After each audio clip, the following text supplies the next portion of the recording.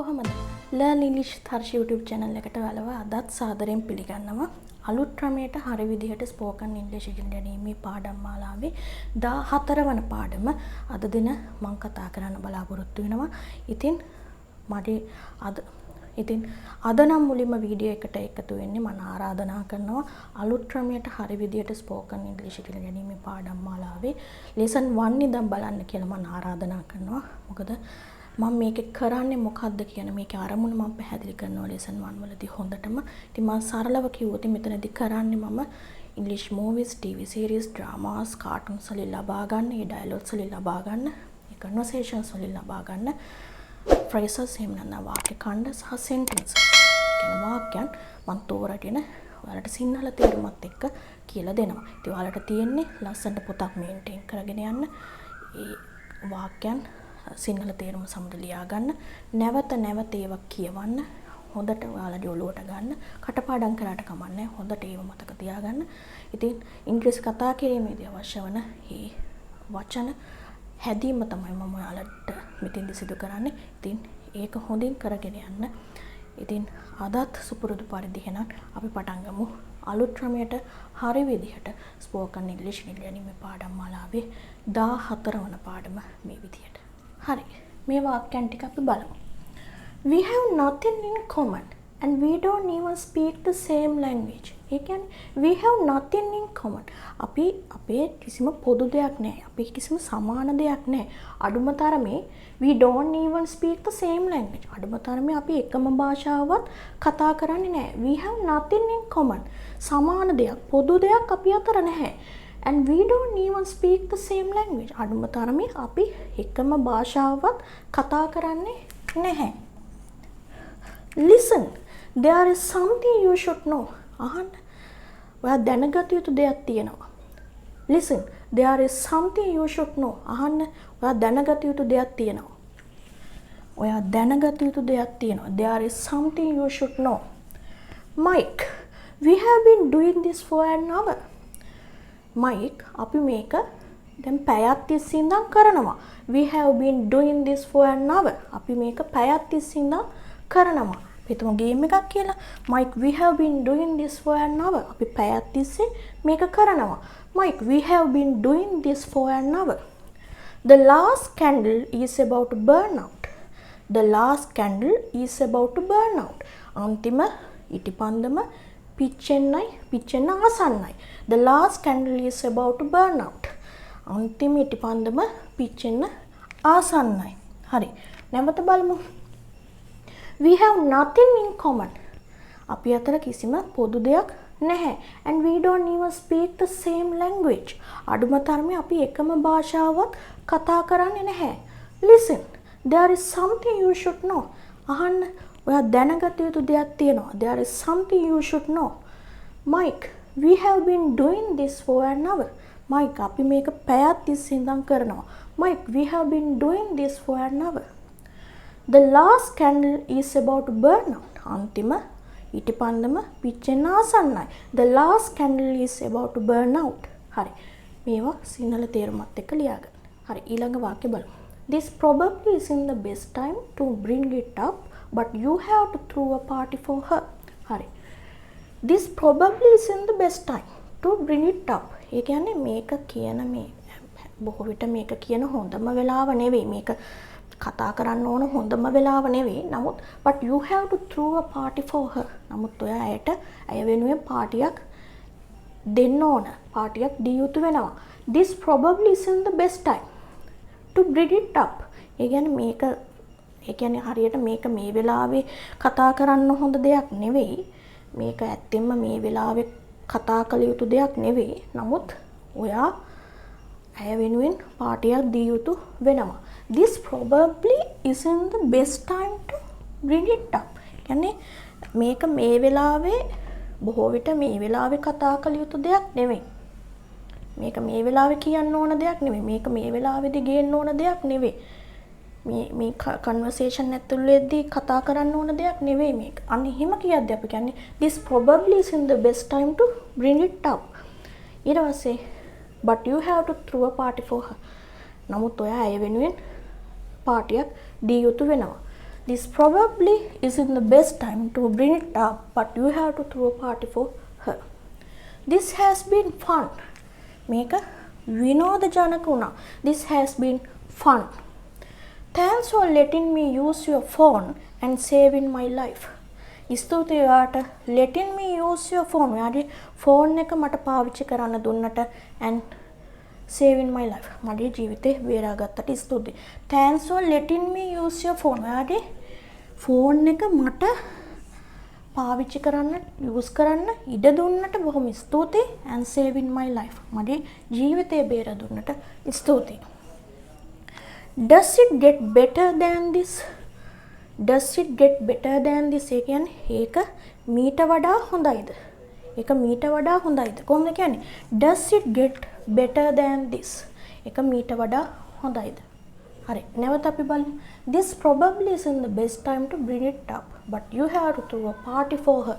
මේක මේ වෙලාවේ බොහෝ විට මේ වෙලාවේ කතා කරන්න ඕන, මේක මේ වෙලාවේදී ගේන්න ඕන දෙයක් නෙවෙයි. කියන්නේ මේ වෙලාවේ මේ මෙතනදී කතා කරන්න යුතු දෙයක් නෙවෙයි මේක. නමුත් ඔයා ඇය වෙනුවෙන් පාටියක් දිය යුතු වෙනවා.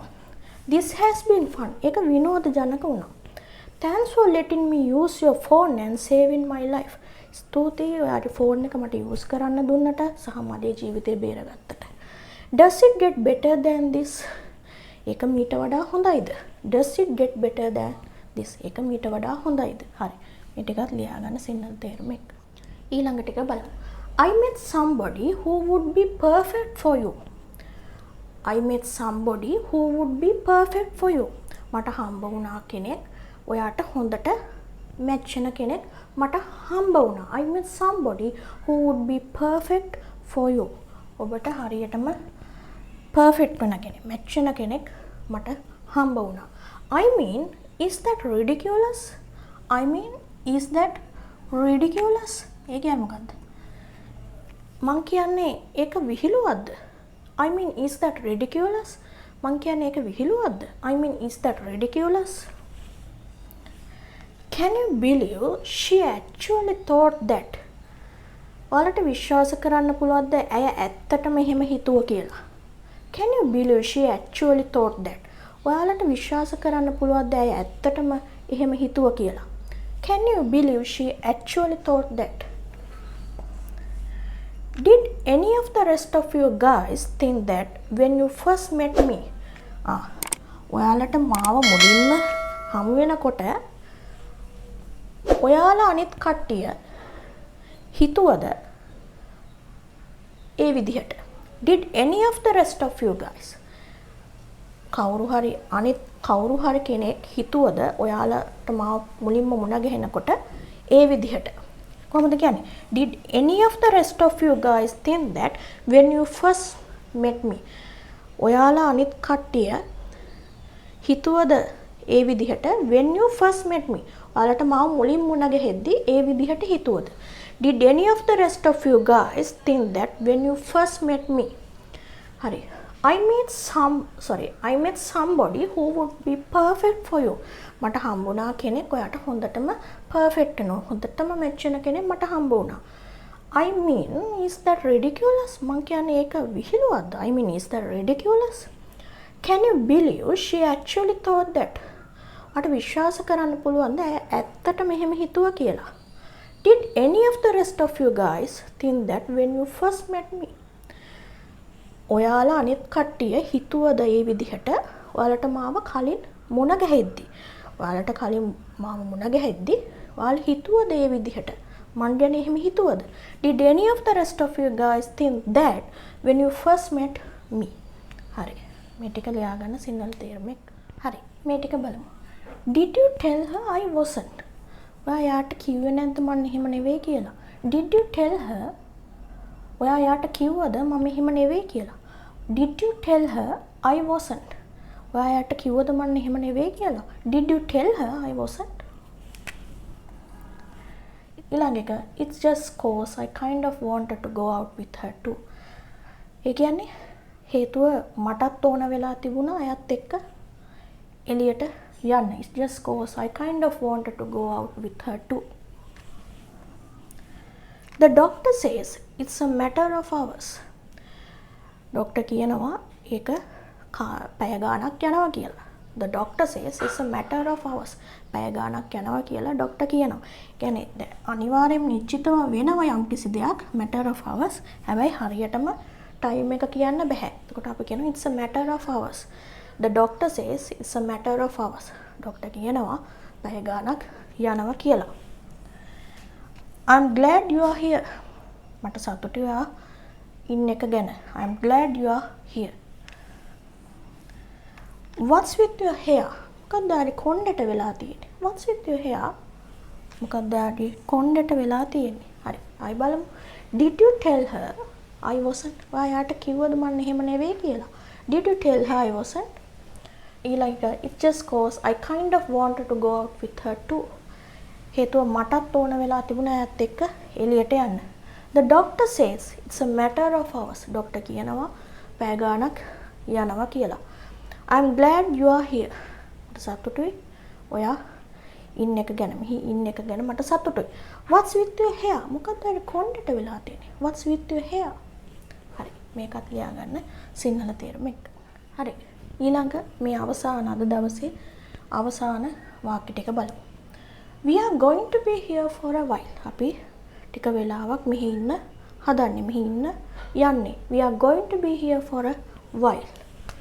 ටික වෙලාවක් මෙහි ඉන්නව නැත්නම් අපි ටික වෙලාවක් මෙහි ඉන්න හදන්නේ. I don't believe any of that. මම විශ්වාස කරන්නේ ඒ කිසිවක්. මම කිසිම දෙයක් විශ්වාස කරන්නේ. I don't believe any of that. මම කිසිම දෙයක් විශ්වාස කරන්නේ නැහැ. That doesn't mean she can't look nice. කියන අදහස් කරන්නේ එයට ලස්සන පෙනුමක් නැහැ කියලා. That doesn't mean she can't look nice. ඒ ලස්සනට පේන්නේ නැහැ කියන එක ඒකෙන් අදහස් වෙන්නේ නැහැ. That doesn't mean she can't look nice. I thought it was a closed casket. Casket කියන්නේ මිනි පෙට්ටියටනේ. එතකොට I thought it was a closed casket. මම හිතුවා ඒක වහපු මිනි පෙට්ටියක් කියලා. හරි. We are going to be here for a while. අපි මෙතන ටික වෙලාවක් ඉන්නවා. මෙතන ටික වෙලාවක් ඉන්න හදන්නේ. ඒ නිසා මෝඩ වැඩ කරන්න එපා. So don't do any stupid things. We are going to be here for a while. අපි මෙතන ටික වෙලාවක් ඉන්න හදන්නේ. So don't do any stupid thing. ඒ කියන්නේ කිසිම මෝඩ වැඩක් කරන්න හදන්න එපා. අපි මෙතන ටික වෙලාවක් ඉන්න හදන්නේ. ඒ නිසා මෝඩ වැඩ කරන්න හදන්න එපා. We are going to be here for a while. So don't do any stupid thing. I don't believe any of that. මම කිසිවක් විශ්වාස කරන්නේ නැහැ. මම කිසිම දෙයක් විශ්වාස කරන්නේ නැහැ. I don't believe any of that. That doesn't mean she can't look nice. ඒකෙන් අදහස් කරන්නේ ඇය ලස්සනට ඇයට ලස්සන පෙනුමක් නැහැ කියලා. නැත්නම් ඇය ලස්සනට පෙනෙන්නේ නැහැ කියන එක ඒකෙන් අදහස් වෙන්නේ නැහැ. I thought it was a closed casket. මම හිතුවේ ඒක වහපු මිනි පෙට්ටියක් කියලා. හරි. මේ ටික ලියන්න සිංහල තේරුමත් ඒක. හරි.